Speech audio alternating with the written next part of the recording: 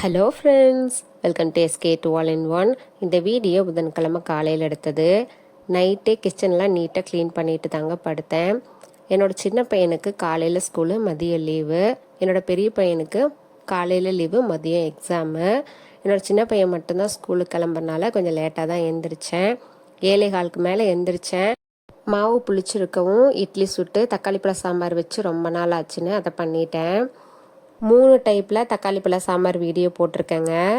இந்த தக்காளி பழ சாம்பார் எப்படி வச்சேன்னா, தேங்காய், தக்காளி, இஞ்சி, பூண்டு, சின்ன வெங்காயம், பட்டை, கிராம்பு, சோம்பு, கசகசா, பொட்டுக்கல்ல எல்லாம் ஆட்டி ஊற்றி வீட்லேயே வறுத்தரைச்ச கொத்தமல்லி தூள், வரமிளகாய் தூள் போட்டு குழம்பு வச்சேன்.